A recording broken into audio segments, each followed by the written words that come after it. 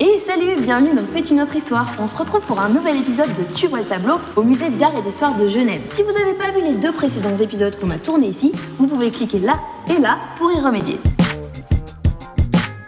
Et le thème d'aujourd'hui, c'est celui de Persée tuant le dragon. Et l'œuvre qui va nous permettre d'en parler est un peu spéciale, c'est le tableau de Félix Vallotton qui date de 1910. Mais laissez-moi d'abord vous raconter cette histoire. Oh, j'en ai beaucoup trop fait. Persée dans la mythologie grecque, c'est le héros fils de Zeus et de Danaé qui tue la terrible Méduse, cette espèce de monstre avec des cheveux en serpent qui te pétrifie juste du regard. Mais ce n'est pas son seul exploit. En effet, il sauve la belle Andromède d'une créature terrifiante. Alors n'oubliez pas, comme vous savez que dans la mythologie il y a toujours plusieurs versions, mais en voici une. Andromède c'est la fille de Cassiopée et de Céphée, le roi d'Éthiopie. Pas l'Éthiopie de nous aujourd'hui en Afrique, l'Éthiopie c'est une contrée légendaire. Or Cassiopée elle se l'est un peu racontée en se prétendant plus belle que les Néréides, des nymphes de la mer. Du coup les Néréides elles ont eu un peu mauvaise et Poséidon le dieu de la mer a été énervé, donc il a envoyé en Éthiopie un monstre marin. Et un oracle a dit au roi et à la reine que le seul moyen de se débarrasser du monstre marin c'était de leur donner à bouffer leur fille Andromède. C'est un peu chiant.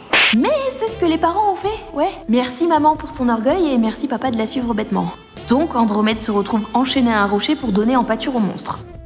Or Persée, notre héros qui est sur le chemin du retour après avoir buté la Méduse, passe par là, voit Andromède et en tombe crack-love. Mais avant de buter le monstre, il va quémander en échange la main d'Andromède à son père. Un petit échange de bons procédés quoi. De toute façon depuis le début Andromède c'est juste de la marchandise. Donc marché conclu avec le père, Persée bute le monstre et revient quémander la main de sa belle. Sauf qu'Andromède est déjà promise à son oncle. Oui, c'est souvent sympa l'histoire de famille dans la mythologie. Son oncle. Et oui, Phinée, le frère de Céphée, était promis à sa nièce et évidemment il est pas trop d'accord pour la lâcher, in fine. Donc il monte un complot contre Persée. Oh. Il ourdit un complot contre Persée. Mais c'est sans compter sur l'arme redoutable de Persée qui a quand même avec lui la tête de Méduse qui a le pouvoir de tout pétrifier. Donc hop, un petit coup de Méduse, et zou, terminer les ennemis, et comme ça il peut se barrer avec la main d'Andro. Avec sa main.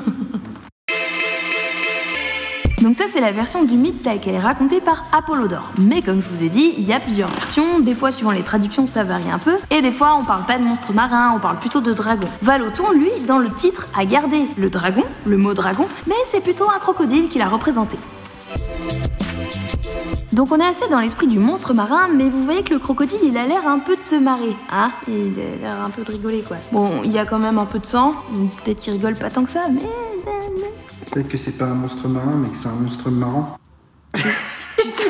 Tu sors, t'es viré.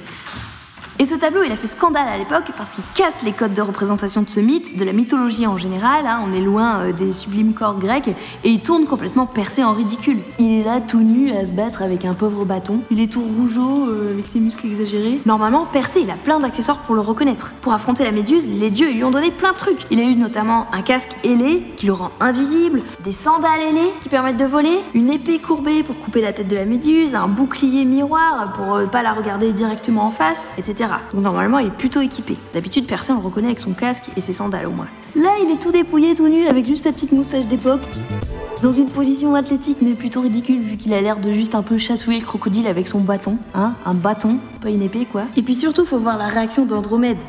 Elle fait une espèce de moue de dégoût qu'on sait pas trop si c'est destiné au monstre ou à Persée. Elle a l'air un peu blasée. Et puis surtout elle est pas enchaînée. Du coup ça a pas vraiment de sens d'aller la sauver puisqu'après tout elle pourrait se barrer. Donc l'action de Persée elle a pas trop de sens quoi, tu vois. C'est marrant qu'elle soit pas enchaînée d'ailleurs parce que dans un autre tableau qui est juste à côté, Vallotton il l'a représentée dans une toute autre attitude et enchaînée justement.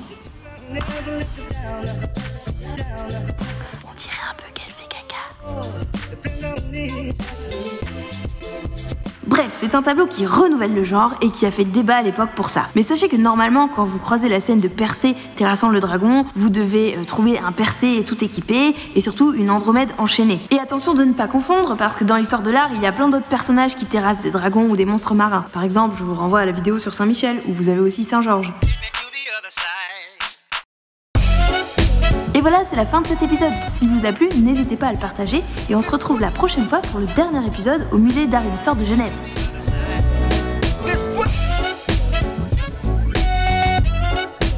Détendu, ambiance, scandale, danse de vandale.